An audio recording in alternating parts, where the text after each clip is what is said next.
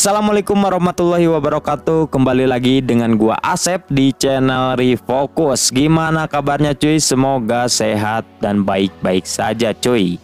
Oke, kali ini gua akan membahas film tentang gangster, mafia, dan penjara yang pastinya akan memancing adrenalin kalian. Jadi film ini mengisahkan tentang sebuah penjara mengerikan yang dihuni oleh komplotan napi berbahaya seperti gangster, mafia, geng triad, pokoknya ada semua di sana. Meski begitu, penjara ini sangatlah tentram karena para bos gangster ini telah bersekutu dan menjuluki diri mereka sebagai saudara. Ditambah lagi sang bos mafia yang berhasil mereka taklukkan juga melalui kerjasama yang baik. Hingga suatu ketika datanglah tahanan baru, yaitu kepala sipir di penjara ini. Akibat ia telah dipenjarakan oleh mereka atas kasus suap. Akibatnya Pak Sipir ini pun tidak terima dan berencana akan balas dendam kepada mereka, sehingga keseimbangan penjara kembali terganggu lagi. Akankah mereka berhasil mengalahkannya atau justru para bos gangster ini yang akan dikalahkan? Tonton sampai selesai. Sebelum lanjut, buat kalian yang belum nonton film ke-1 dan keduanya, mending nonton dulu cuy biar paham. Oke, seperti biasa siapkan dulu udut kopanya, dan inilah Breakout Brothers ketiga 2023. Di episode sebelumnya, akhirnya Bos Lam and the Gang telah berhasil membuat Ho Jun tambah menderita lagi. Tidak hanya itu, mereka juga telah berhasil memenjarakan kepala sipir korup, yaitu Pak Sipir Tang. Beberapa hari pun berlalu, kini keadaan penjara mulai kembali damai dan tentram. Lalu di episode 3 ini kita diperlihatkan dengan Mark yang sedang bertarung melawan anak buahnya si Codet bernama Scar. Terlihat pertarungan itu yang cukup sengit, namun di tengah pertarungan Scar berhasil membogem wajahnya Mark hingga terjatuh. Melihat hal itu, sontak saja semua napi pun bersorak kencang untuk memeriahkan pertarungan ini.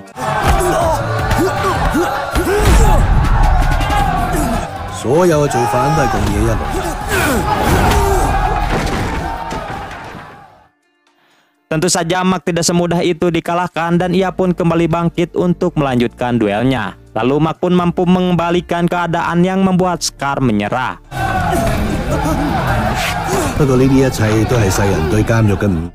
Dan rupanya pertarungan itu hanyalah sebuah ajang persahabatan antara geng Codet dan Mark. Lalu si Codet pun mengangkat tangannya Mark untuk memutuskan kalau dialah pemenangnya.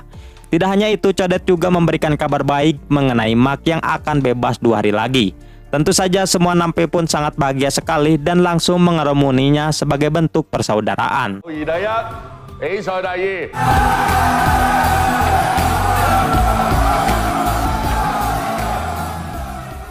Di sisi lain, Pak Tang telah divonis 10 tahun penjara karena telah menerima suap dari Ho Jin. Lalu ia pun menemui Pak Kepala Sipir baru bernama Min Ho untuk memindahkannya ke blok gangster.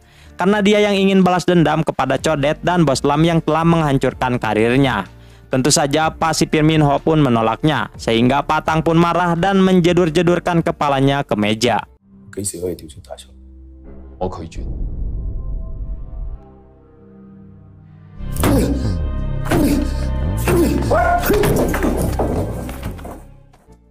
Melihat hal itu, Pak Min Ho pun menyuruh petugas untuk membawa Pak Tang ke dokter psikologi. Di sisi lain, Bos Lam mulai menjalani hari-harinya dengan aman dan tentram. Bahkan dia rela menjadi juru masak agar mendapatkan kesibukan. Lalu sang senior pun mengajarkan Bos Lam untuk memasak yang enak. Dan saudara pelarian kini hanya tersisa 3 lagi karena Chan yang sudah bebas lebih awal. Ditambah lagi Mark yang sebentar lagi akan bebas. Tidak lama kemudian datang Pak Sipir Min Ho ke sana untuk mengecek para napi. Melihat hal itu, Codet pun menghampiri Pak Sipir untuk meminta tambahan tisu di penjara. Namun sialnya Pak Sipir menolaknya karena dia yang tidak mau mengeluarkan dana lagi. Mendengar hal itu, sontak saja Codet pun marah dan hampir saja terjadi keributan di sana. Namun untungnya seorang petugas bernama Cheng akan menyanggupinya, sehingga para napi pun bersorak bahagia atas kebaikannya petugas Cheng.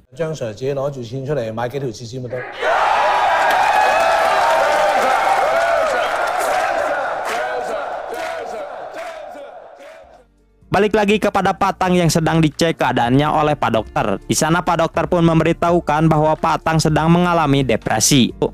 Maka tidak heran Pak Tang selalu amukan karena tidak mampu mengendalikan emosinya.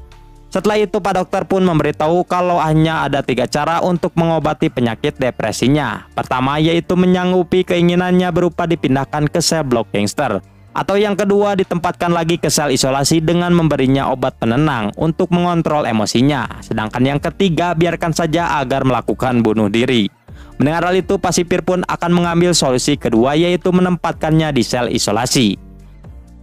Kemudian scene berganti kepada Codet yang memerintahkan Scar untuk meledek Hojin yang sedang melamun. Rupanya Hojin ini telah divonis 18 tahun penjara atas kasus penghasutan dan pembunuhan. Tidak hanya itu, pengadilan juga telah membekukan semua aset bisnisnya, yang membuat Hojin sudah tidak mempunyai apa-apa lagi untuk menyuap seseorang. Melihat hinaan itu, Hojin pun tidak terima dan langsung menghajar salah satu anak buahnya Codet untuk melampiaskannya.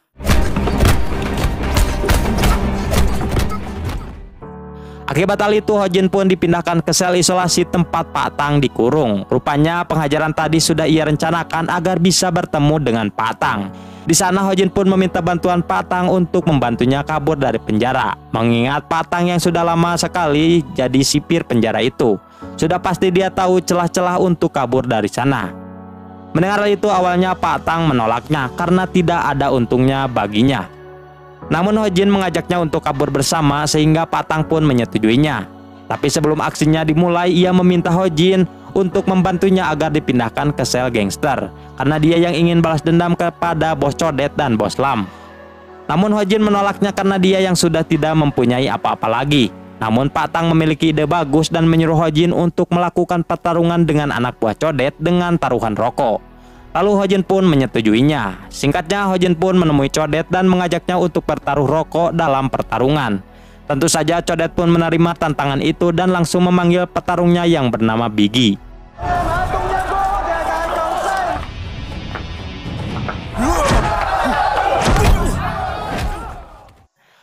Dan di sana terlihat hanya satu serangan saja Hojin mampu mengalahkan Biggie. Melihat itu, Scar pun turun untuk menghadapi Hojin dalam duel ini, sehingga pertarungan Solo versus Zoro pun terjadi di sana.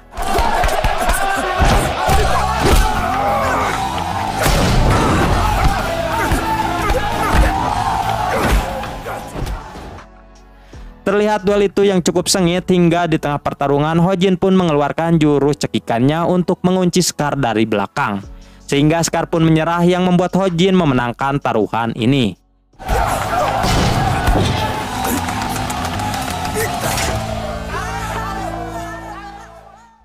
Sesuai kesepakatan, Codet pun melemparkan banyak rokok atas kemenangannya Hojin.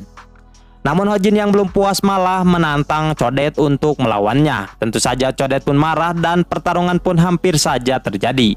Untungnya petugas datang ke sana untuk menghentikan keributan itu.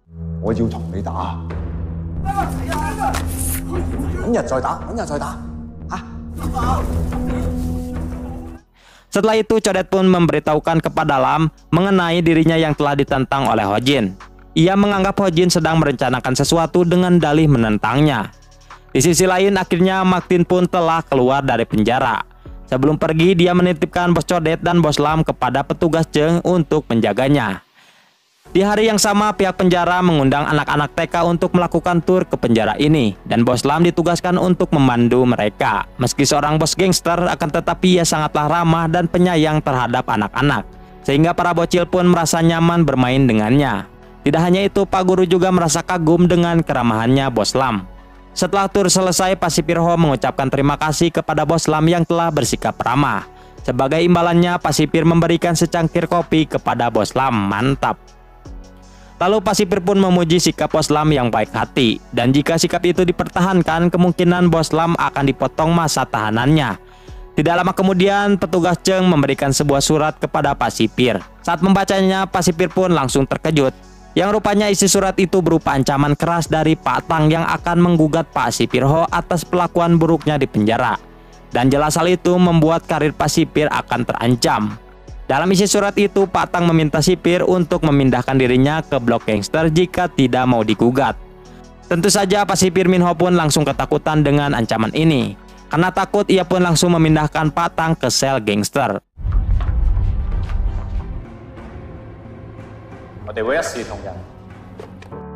Terlihat semua penghuni lapas di sana sangat geram dan ingin menghajarnya. Tapi untungnya Bos Lam menenangkan mereka dan malah menyambut hangat si Tang ini. Di sisi lain, Pak Sipir Minho merasa khawatir dengan keseimbangan penjara yang akan ribut lagi setelah Patang dipindahkan ke sel gangster. Maka dari itu ia pun berencana akan memindahkan Patang ke penjara lain. Balik lagi kepada Patang yang sedang disiksa oleh anak buahnya Codet di kamar mandi. Bukannya bisa balas dendam, ia malah dihajar habis-habisan. Namun beruntungnya Bos Lam datang ke sana untuk menghentikan mereka.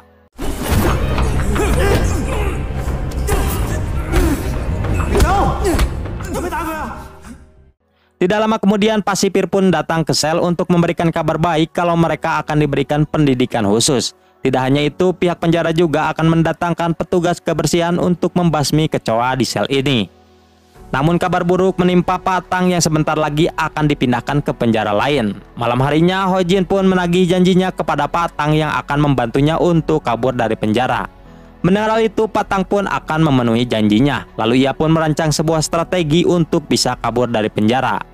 Lalu Patang mengatakan kalau setiap minggu selalu ada mobil catering yang datang ke penjara untuk mengantarkan makanan. Maka dari itu mereka berdua berencana untuk kabur dengan menyelinap masuk ke mobil itu. Namun sebelum aksi dijalankan, Patang menyuruh Ho Jin untuk membantu menyingkirkan Bos Lam dan si Codet. Ketika di lapangan, Ho Jin pun dengan sengaja membuat keributan dengan anak buahnya Codet.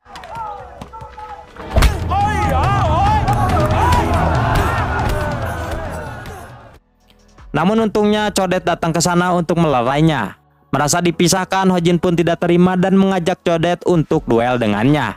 Dengan taruhannya yaitu akan kehilangan tangannya bagi yang kalah. Tanpa pikir panjang, Codet pun menerima tantangan itu. Dan pertarungan itu pun akan diselenggarakan pada esok hari.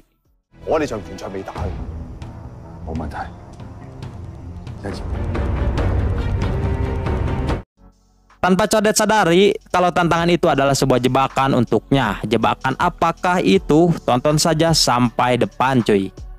Tidak lama kemudian Bos Lam dan Codet pun mendapatkan kunjungan dari Mak dan Chan. Lalu Codet pun memberitahukan bahwa dirinya telah diajak Baiwan oleh Ho Jin dengan taruhan tangan mereka. Mendengar hal itu, Mak yang pintar pun mengatakan bahwa Codet sedang masuk ke dalam jebakan mereka. Sehingga Mak pun memerintahkan Codet untuk membatalkan pertarungannya itu. Namun Codet menolaknya karena dia yang akan malu jika membatalkan tantangan ini. Singkatnya, kedua gangster ini pun mulai berlatih sebelum hari pertarungan tiba.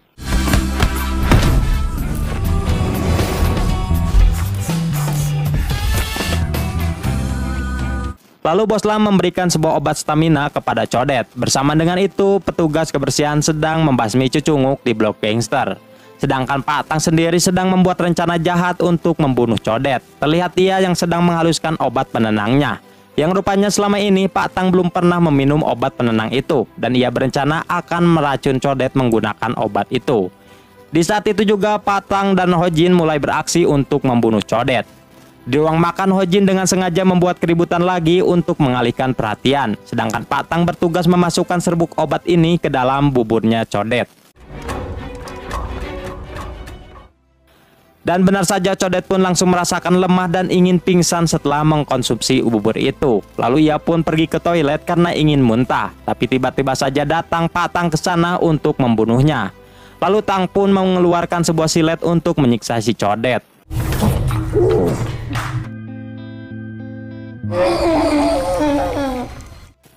Codet pun tidak bisa melawannya akibat efek dari obat penenang itu. Hingga akhirnya Tang pun langsung menyabet lehernya Codet. Sehingga Codet pun akhirnya meninggal dunia. Melihat hal itu, Bos Lam pun sangat terpukul dengan kematian sahabatnya ini. Sialnya petugas penjara malah menuduh Bos Lam sebagai pelakunya. Tentu saja Bos Lam pun membantahnya karena memang dia yang bukan pelakunya. Dan benar saja saat dicek CCTV, Bos Lam sedang berada di lorong saat pembunuhan itu terjadi. Sontak saja Pak Sipir pun langsung memerintahkan para petugas untuk menggeledah semua napi. Singkatnya, petugas pun berhasil menemukan sebuah silet di dalam bantalnya Ho Jin. Sehingga Ho Jin pun langsung dibawa ke ruangan sipir untuk diinterogasi. Rupanya Patang telah mengkambing hitamkan Ho Jin sebagai pelaku pembunuhan ini. Merasa dijebak, Ho Jin pun langsung menceritakan semua kebenarannya bahwa dirinya telah diperalat oleh Patang, di mana ia dan Tang akan berencana untuk kabur dari penjara. Akan tetapi dirinya malah dijebak sebagai pelaku pembunuh Codet. Lalu Hojin pun memberitahu bahwa pelaku pembunuhan ini adalah Pak Tang. Karena sebelum peristiwa itu terjadi, dia sedang berada di ruang tanding untuk menunggu codet yang tak kunjung datang. Dan untungnya Pak Sipir pun percaya semua perkataannya Hojin, dan ia akan menangkap Tang atas kasus pembunuhan. Di sisi lain, semua napi melakukan penghormatan terakhir kepada bos codet. Dan Bos Lam juga sudah tidak mampu menahan amarahnya lagi dan langsung menyuruh pasukannya untuk segera membunuh Tang. Namun untungnya petugas Cheng mampu menenangkannya.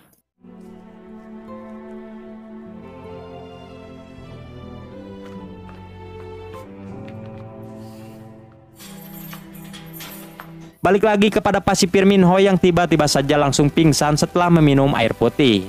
Akibat hal itu, Pak Minho pun langsung dilarikan ke rumah sakit, yang rupanya dia telah diracun oleh pengawalnya sendiri bernama petugas Cheng.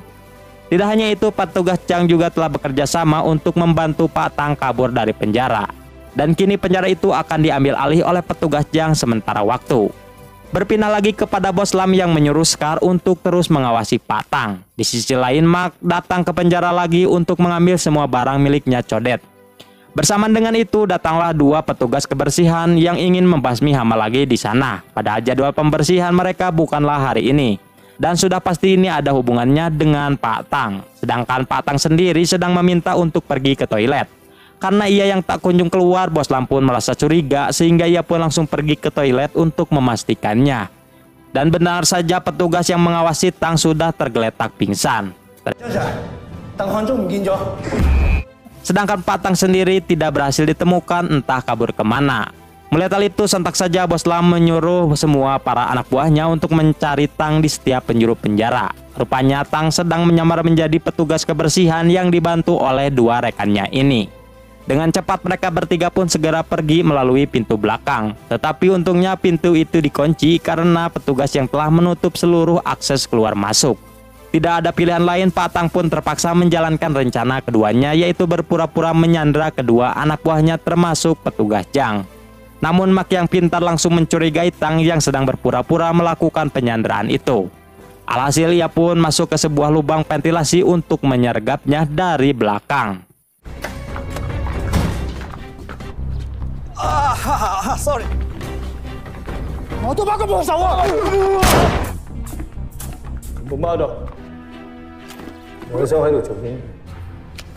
Sialnya Pak Tang juga telah berhasil menyandra Bos Lam beserta anak buahnya. Mereka tidak bisa berbuat apa-apa karena Tang yang memegang pistol.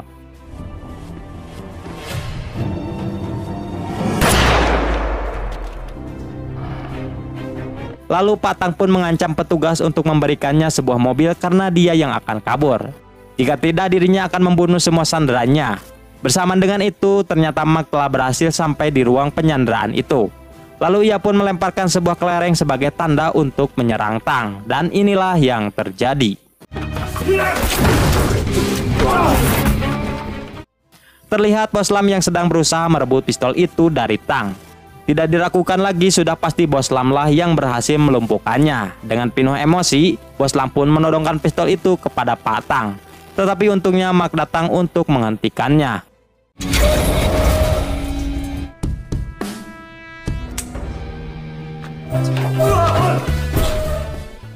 Akibat kejadian itu, kepala sipir Tang divonis hukuman seumur hidup atas kasus pembunuhan, sedangkan Hojin sendiri ditambah lagi masa tahanannya menjadi lama, cuy. Dan film pun tamat, cuy. Mantap sekali. Pesan yang bisa kita ambil dari film ini adalah sepintar-pintarnya bagong meloncat pasti akan terjatuh juga. Mantap sekali.